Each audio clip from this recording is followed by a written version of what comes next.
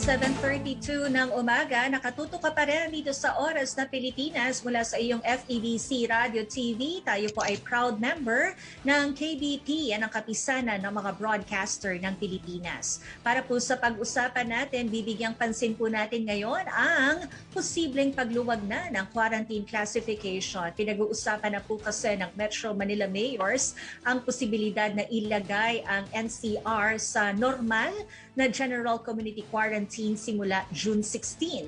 Ito ay dahil malaking bilang ng mga residente ang binakunahan na, maliban pa sa dinadagsa daw po ngayon ang ating mga vaccination sites, lalo na ng mga kabilang sa A4 category.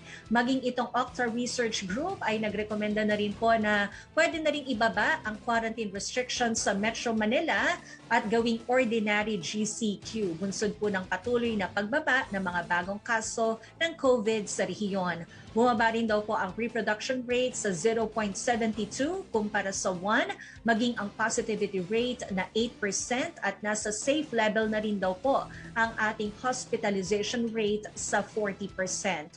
Ngunit ayon naman kina Health Undersecretaries Maria Rosario Vergere at Yusek Leopoldo Vega, nasa 2% o halos 2 milyon pa lamang ang nakatatanggap ng kumpletong dose ng bakuna. Matapos po itong simulan, 3 buwan na ang nakakaraan. Dagdag nila, malayo pa ito sa target natin na 70% ng 109 million Pinoys, kung saan target mabakunahan ang nasa 70 milyon nating mga kababayan. So kailangan daw po ng 1/2 milyong mga Pinoy kada araw ang mabakunahan para ma-reach yung target na yan. Dito pong nakaraang linggo, sinimulan na nga ang bakuna sa mga eligible na pasok sa A4 group. Kasama po yung mga manggagawa na pisikal na nagtutungo sa mga lugar ng trabaho, sa labas ng bahay, mga empleyado sa mga ahensya ng pamahalaan, gayon din po yung ating mga informal workers at self-employed na kailangang lumabas ng bahay. Para gabayan po tayo at himayin ang usaping ito, kasama natin ngayon sa Zoom si Dr. Ana York Bondoc, isang pulmonary and critical care medicine specialist ng St. Luke's, Quezon City, at meron din po siyang isinusulong pagdating sa medical literacy. Hi, Dr. Ana. Good morning. Good morning, Miss Heidi, at sa lahat po ng inyong manunood sa DZAS. Magandang umaga po, and thank you for having me. Yes, happy Monday, Doktora. At ngayon pong tayo ay nag-aabang kung ano po yung magiging next na quarantine classification po natin. Specifically dito po sa NCR Plus na tinuturing na epicenter pa rin daw po ng COVID-19, kahit na meron tayong mga nakikita pong pagtaas dyan sa Mindanao, sa Visayas area, NCR Plus pa rin daw po ang epicenter dahil dito talaga nagmula ang coronavirus. So sa pagtaya po ninyo, Dr. Ana, pwede na bang paluwagin yung atin pong quarantine status? Kahit nga sabi ng DOH, around 2% pa lang yung mga fully vaccinated po nating mga kababayan. Well, Miss Heidi, thanks for that very important question. At alam ko maraming nagtatanong din at wondering and worrying. Well, kaakibat po ng pagbaba po ng quarantine classification, dapat po umakyat naman po ang dami po ng nababakunahan. It cannot be one way lang po. Because kung magbababa po tayo ng quarantine classification, and of course, lalabas na naman po yung mga tao, that's part of it, kung hindi po sila bakunado, lalabas lang po tayo. We're just going back dun sa dati na nagluwag, lumabas, and then nagkahawaan, and then they got napuno po yung ating mga emergency rooms, and we entered a surge. Muntik na nga po tayo naging India, na agapan lang talaga by quick actions of everybody, not only the government. So kung luluwagan po, definitely we would need a quick massive vaccination program. Right now po, yung problem po natin is a problem of supply. Nevertheless, narinig ko po yung briefing po ni IATF head, si General Carlito Galvez. And sabi niya, neto pong June and July, massive amounts, dami na po, a large amount of vaccines is going to be arriving. So darating po yung question, can we administer all these vaccines? Maayos ba yung ating proseso? And the second question is, pag may supply na, meron ba kung willing na mabakunahan? So kailangan po masagot natin po yung dalawang very, very important issue pong ito. Kasi right now, our problem is lack of supply. Pera lang yan And as I mentioned before, tapos na po yung US. In fact, they're now starting to donate yung mga yung hindi nagagamit. So the question is, once these vaccines start arriving, maganda pa ba ang proseso natin? And number 2 is, meron bang gustong mabakunahan? Because studies have shown na 40%, pag naabot po natin yung 40%, what will we do with the remaining 60% na vaccine hesitant? Okay. So para hindi maging close open, doktora. Yes, para hindi lang po tayo umiikot sa mali. Kailangan po we have to break that cycle, and the only way to break that cycle is to vaccinate. Sabi nga po nila, buti daw pinayagan na yung mga essential workers na ma-vaccinate na rin kasi parang matumal po yata talaga, doktora, ang pagtanggap ng mga A1 to A3 na mga kababayan po natin? Well, definitely ho, meron talagang vaccine hesitancy. Dito po sa amin sa province, we are 6,000 registered seniors dito po sa bayan namin. 1,500 pa lang po ang nagpalista. And ang balita, kami na ho yung pinakamataas na percentage sa buong province. So it just goes to show you po that there is definitely a vaccine hesitancy. And kaakibat po ng vaccination, we need to couple that with education. Pag-educate pa rin, ulit-ulit. Pagbibigay diin. Yes. This is not a process na once you tell it, tapos na, no? Kailangan po ng constant reassurance, frequent education. Kasi ang kalaban po natin, Ms. Heidi, na unahan na po tayo.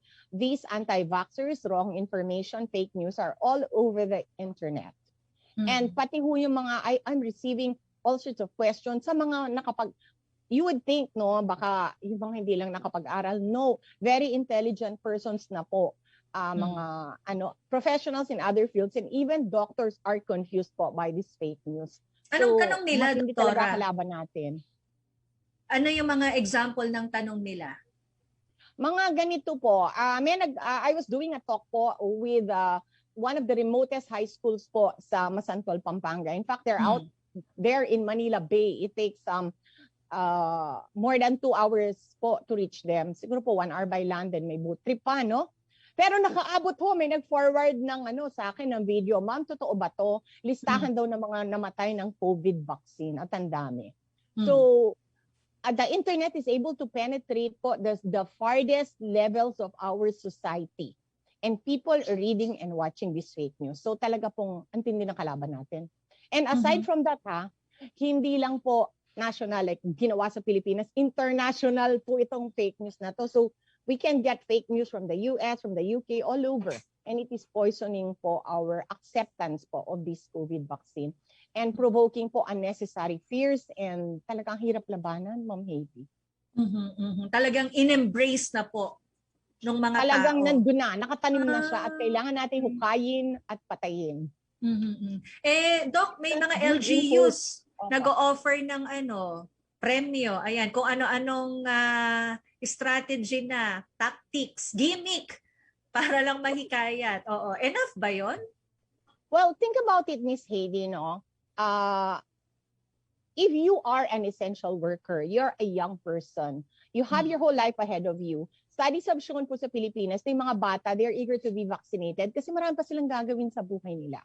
Okay, their job is affected, their business was affected, their wedding was postponed. Sino ba naman hindi magpapabakuna? Lahat yun. Hindi nila malabasan yung jowa nila. But for other groups of our society, for example po, yung mga people who just stay in the barangay, hindi naman lumalabas, wala namang business, hindi naman employed, yung simple lang ang buhay nila. Bakit sila lalabas para magpabakuna? We have to give them a good reason. Helping the Philippines is not a good enough reason po talaga. It has to be personal. Kailangan maramdaman nila. And maybe these prices, they have been shown internationally to be quite helpful, would be helpful. Sa amin po, I think you interviewed my husband, si Mayor J. Meron po kaming baka para sa bakuna. So kung magpapabakuna po kayo sa San Luis, there's going to be a raffle monthly ng isang baka. Kaya po we chose it to be baka kasi pwede siyang livelihood. You can sell it naman, so pwede siyang maging cash or pwede ho siyang maging lechon baka para masaya. But again, sa bahay-bahay lang walang party na lechon baka. But and also that would give people a reason. Marami pong nag-sign up. na mga regular lang pong tao and people who just live in the barangay. These people don't have jobs, they don't have businesses. So pag-iisipan mo, bakit nga ba sila magpapabakuna? Their whole life is in the barangay. So we need to give them a reason to move forward. Ayun po. We cannot expect people, kasi risk din naman yun sa tao eh. We cannot expect people to just say, oh, okay, thank you, magpapabakuna ako. We have to give them a reason and they have to feel that reason personally. Kailangan, ang Pilipino po, we are of course very intelligent persons and we want po rin ho, but we are also moved by emotion. So kailangan may emotion tayong mararamdaman. One of the strongest na nakita ko po was pinapresent po ng Jollibee and McDonald's. They're having a joint campaign with the government. Meron pong because I love my family. Ang bigat ano? So, wow. You know, each of us have a family, each of us have parents, each of us have grandparents. Each of us has a dream for the future. Sana makamit natin yon at sana maabot natin. And hopefully that we can move forward after this vaccination program. But again, we have to move people in the proper direction po. Ayun. Right now, para tayong naka-inertia eh. Feeling ko po, it's not really vaccine hesitancy. I think we need to give them a reason to move. Parang mas ilapit natin yung dahilan kung bakit sila magpapabakuna. Kasi ang big picture, lagi pong sinasabi, let's say ng government, kailangan natin to para maabot ang herd immunity. Pag may community protection na tayo, mas gugulong na ang ekonomiya, babangon ang ekonomiya ng Pilipinas. Ang sinasabi mo, Doktora Ana, mas gawin nating personal. Because I love my family, magpapavaccinate ako laban sa COVID. Mas simple, mas malapit sa puso. True. Mas makakapagtulak kay lolo at lola na magpabakuna na. Definitely. Kailangan humaramdaman natin yung benefits. Of course, to the Philippines as a whole, ano po, but also to you and your family. What will you get? Baka naman mag-risk ka, wala ka namang makuha. So, ganun po. May concern dito yung isa nating nag-message, Doktora, sila Janet, ayan, sabi niya, gustong-gusto naming magpabakuna pero hindi pa po kami makakuha ng schedule. Miss Janet, thank you for the interest. Kasi talagang yun talaga yung malaki. At least meron silang interest. Once the schedule is given, they will line up, Miss Libby. The schedule po, kaya po mabagal, that is due to lack of supply. Pero sinabi na po ng gobyerno that the bulk of the vaccines are going to arrive netong June, July, and constantly na po until December. Our target date for herd immunity is actually November 28, 2021. And the government is really pushing, nag-meeting na ho lahat ng mayors ng Bulacan and Pampanga. And I'm sure throughout the Philippines, it's going to be NCR plus meron pong mga probinsya that will be included in this bubble or huddle po, no? At yun po talaga yung mauuna. So, yes, definitely, once the supply comes, you will get a schedule. Ang natatakot ako yung maraming supply, maraming schedule, walang tao. Yun talaga mahirap i-solve. Kasi supply, pera lang yan. Process, we are very intelligent persons. We will fix the process. But now we have to find the persons willing to be vaccinated. Mahirap yun, Mamaya, Dok, pag-usapan natin paano natin patuloy na ma-address yung vaccine hesitancy. Pero ito pong kasi may mga LGUs, let's say dito po sa amin, sa NCR, nag-stop sila ng pagbabakuna kasi yun nga, limited po yung allocation ng national government, diba? So, sa mga ganito pong pangyayari, masasabi ba natin, are we ready na nga ba natanggalin yung restrictions sa aming general community quarantine? Well, we also have to balance po the other side. Kailangan naman maghanap buhay yung mga tao. We cannot imprison everyone and imprison our economy din po. But again, kung lalabas po kayo, realize rin po yung dangers. Kasi kung minsan, may bakuna, ito pa masama. May bakuna na, so biglang ang feeling ng mga tao, kahit hindi sila nabakunahan, may feeling of safety na, like konti na lang, nandun na tayo. But again, wala pa po tayo doon. We are not yet in the situation na we can take risks, we can go out na kumain ako, meron na nakita ko na naman nagbabakasyon. But that's not bad. kailangan din po natin yan for our mental health and kailangan din naman yun ng tourism and hospitality industry. Kasi kung hindi, wala, babagsak na lang ho. Wala ng waiter, wala ng caterer, wala ng restaurant. But again, realize the risks, know how you can protect yourself, and i-apply nyo po yun every time you go out.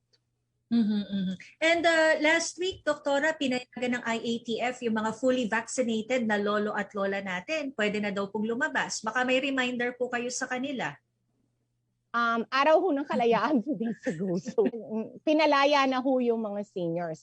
But there are caveats there, ha? Yes. They have to be vaccinated 2 times. 2 weeks after. Hindi ho yung first dose, so good na sa labas, ha? Hindi po ganon. 2 doses and 2 weeks after. So, yung mga nagpa-Astra, they have to wait a little longer. Kasi ang Astra po, 3 months. Ang Sinovac, 1 month lang yung ano. That's why a lot of people are moving towards Sinovac para mabilis lang ho daw yung problema. But don't worry.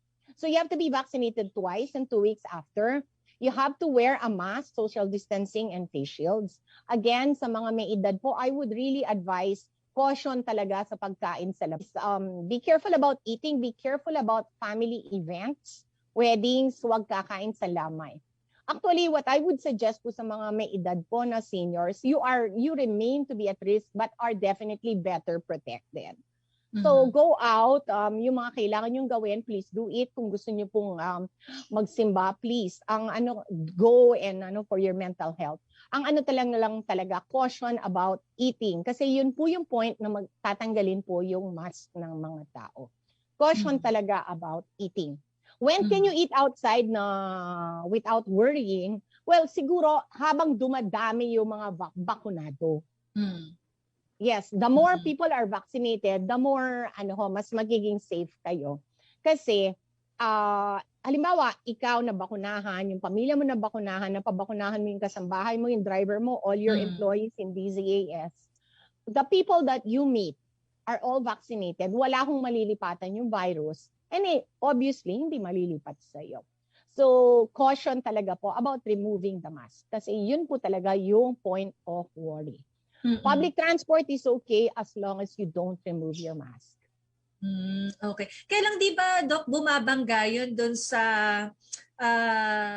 pag-o-offer ng discount, let's say, ng mga fast food para sa mga dine-in, para nga daw po ma-encourage na lumabas, kumain, yung mga bakunado na, parang nagbibigay sila ng 10% discount? Well, isa for dine-in, okay. Kasi I would suggest get a 10% discount and bring it home. Well, you can dine in kung mag-isa ka lang doon at pinakamalayong table ka na. I mean, with physical distancing, okay. Yes. Caution and common sense naman po. Kung nagtutulakan na po because of the 10% discount, then you need to get out of there and not eat there kahit ang discount pa. Okay. Doktora Ana, samantalahin natin ang pagkakataon, i-address yung mga concerns ng mga kaagapay natin. Senior daw siya, nabakunahan na ng first dose ng AstraZeneca noong May 18. Tanong ko lang po, pwede kung makuha ng hindi pa dumarating sa enough time na nakasaad sa time limit na dapat na date kasi po mag-travel ako sa August 1. So wala pa yung second dose niya, siguro. It's really advised po na to wait for the proper. Kasi po pinag-aralan yung timing na yan. It was not arbitrarily set. Okay? In the UK po, this is what happened. In the UK po, there used to be 1 month. And then humaba na lang po ng hamaba. Kasi nalaman po sa UK, they were trying to rapidly vaccinate everyone na first dose.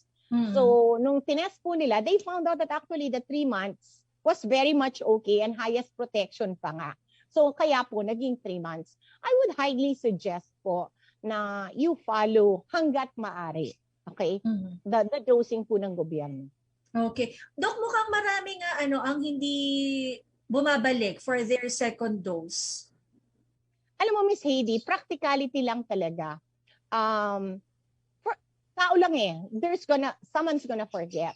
Okay? Number 2, may tumatawag ba sa bahay nila to tell them that they have a second dose? Kasi napakabigat po ng trabaho ng LGU na i-coordinate na lang po yung first dose.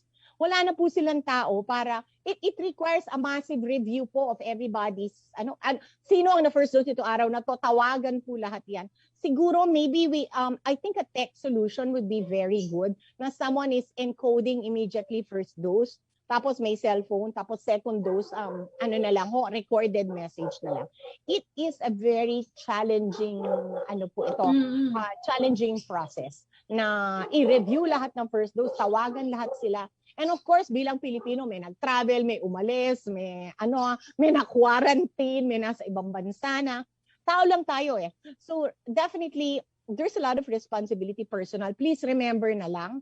And then number 2, sa mga LGUs, there will be a tech solution for this. And thirdly, this is something that we have not discussed. I prefer po a 1-dose vaccine. If we could all buy a 1-dose vaccine, we should do that. In fact, sa US, J&J po ang gagamitin sa mga homeless. Not because it's bad or poor quality or what. It's because if someone is homeless, saan mo tatawagan for the second dose? May bahay ba siya? So yun po talaga. Those are the advantages of a 1-dose vaccine. Isa pa, yung na side effect. Babalik pa ba siya for a second side effect? Ayun na nga, oo. Practicality lang, ano? So, but again, I'd like to say, you are not fully protected unless you get your second dose. Please try to come on the proper day. Kung na-miss nyo po, pwede pa rin naman home pumunta. Okay?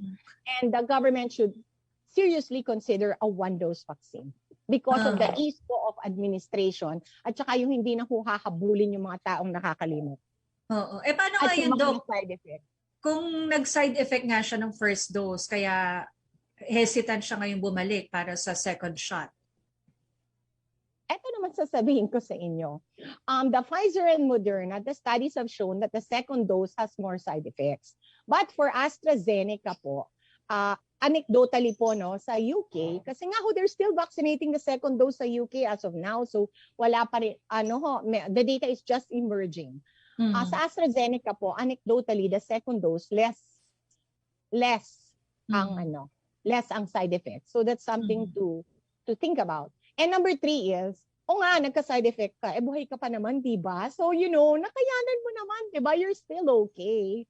So, just think na lang po about the good benefits, the amazing benefits po of the second dose. Naabot po kayo sa 90% po ng protection and go na po tayo para matapos na to. Okay. Ayun, nire-remind din ni Mami Hermie Cabrera sa mga kapwa niya senior. Sa follow-up, daw, kasi nakalagay naman daw sa card na binibigay, yung vaccination card, yung petsa nakalagay naman po ng second dose. Oo. So siguro, bilugan natin sa kalendaryo, Doc, pag uwi mo ng bahay, bilugan mo na yung kalendaryo sa dingding nyo kung kailan yung second dose mo para lagi mo siyang makikita sa refrigerator nyo. Lagyan nyo na po ng sticker doon kailan yung second dose para hindi nyo po malimutan. Miss Heidi, personal responsibility. And of course, sana yung gobyerno din because tao lang kahit nakakalimot, ang dami rin natin ginagawa. Okay. But let's help the government to help us. Kasi sa laki po ng populasyon ng Pilipinas, hindi rin po kaya ng gobyerno lahat. Kailangan din tumulong tayo. But again, there is a tech solution for this. Good morning. Kami pong pamilya gustong-gusto na pong magpabakuna pero wala naman po palang bakuna. A2 at A3 po kaming lahat. Hindi po kami makakuha ng slot sa Z Consult. May QR code na po pero pagdating po sa booking ng slot, ayaw naman po. Nagpa-assisted booking na po kami sa barangay at araw-araw ko pong tinatawagan. Lagi pong sinasabi wala pa daw pong bakuna. So ano po pa talaga? Salamat po sa inyo. May disconnect talaga na, Doc. 10 million doses are arriving na po na Sinovac just arrived. Yung Gamaleya po just arrived. Pfizer is arriving. I attended po the briefing. There was a briefing. Narinig ko rin po and I heard the summary. There are vaccines arriving in June and July. Huwag po kayong mag-alala. And tuloy-tuloy na po yon until December.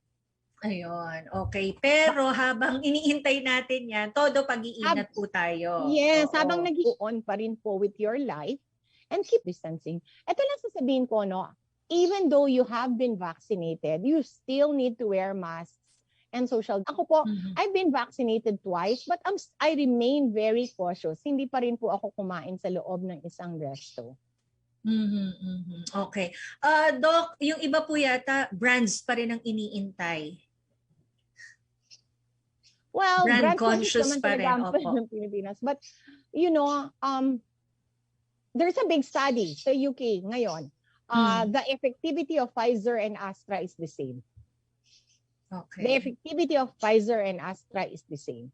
So malaking bagay po yon. And then, I hate to use the term of Secretary Harry Roque na colonial mentality or mental colony pa raw din daw ang mga Pilipino. Rest assured po that the vaccines, all of them that have received EUA or emergency use authorization are safe and tested. And for those po na I wanted to say I got vaccinated with Sinovac and I chose to have Sinovac over all known vaccines. Number one, it was the one that was available. But number two, I felt very comfortable po with the old technology of Sinovac. So ako din brand conscious and I chose Sinovac. But really, if Astra was there, like yung husband ko was expecting Sinovac, then biglang naging Astra, okay lang. Ang importante, babakunahan po tayo. All other issues like booster shots, lahat yan, traveling, they will be addressed in time. Magkakaroon din po tayo ng mga announcements and studies and declarations po from scientists regarding what we should do next. But at the moment po, we should save our lives. Kasi yun po talaga yung pinaka-importante. So hindi pa natin alam kung 1 year lang ang visa nitong bakuna, wala pa tayong ideya. We do not know. Yes, and there's a lot of things that we still do not know. Meron nung nagsasabi, you need boosters. Meron nung nagsasabi, if 90% of the population still do not know.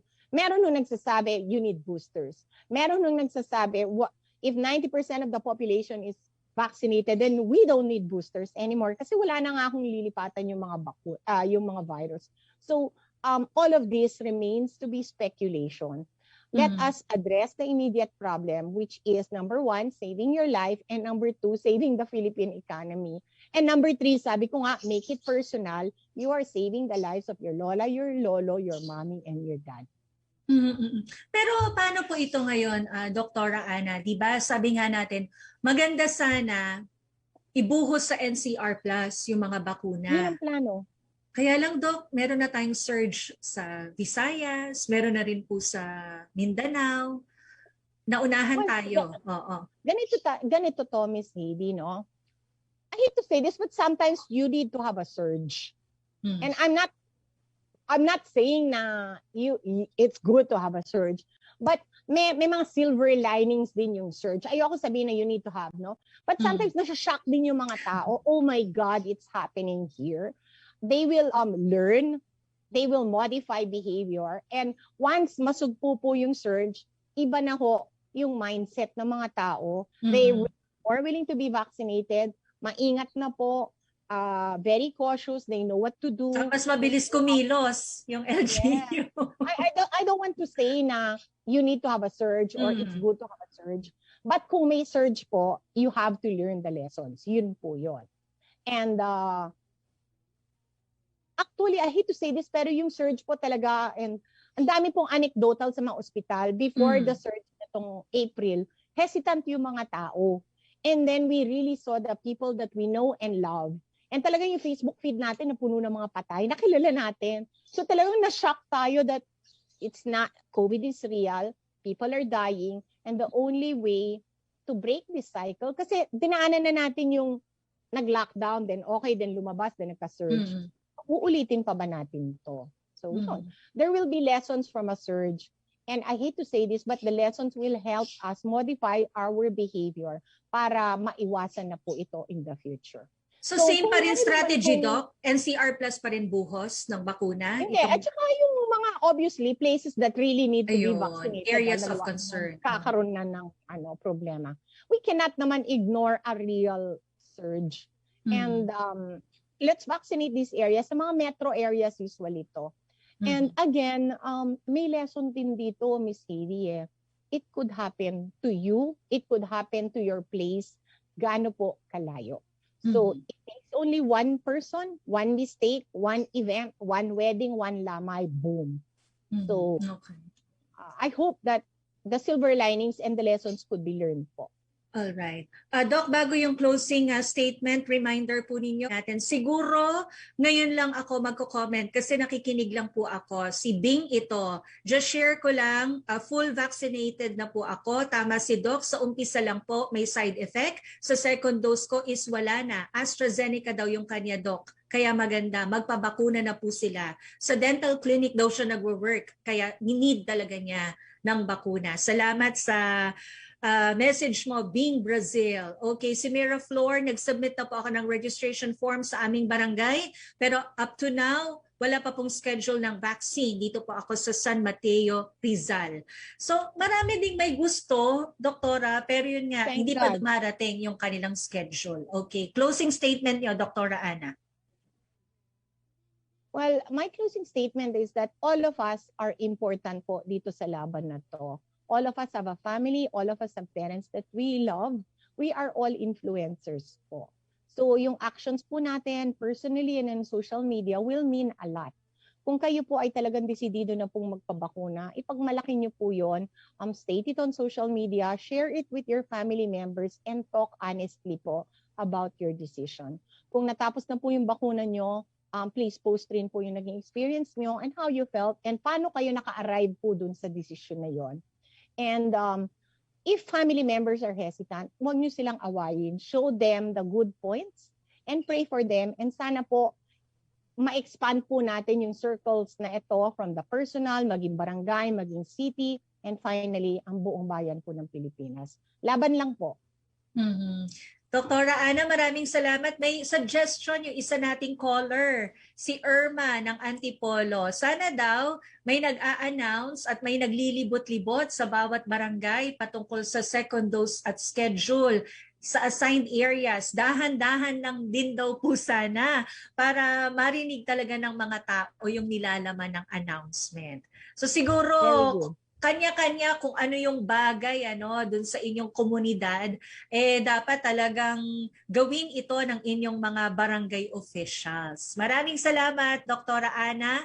Marami po kaming natutunan mula po sa inyo. God bless you. Mabuhay kayo, Doktora Ana. Thank you so much, ma'am.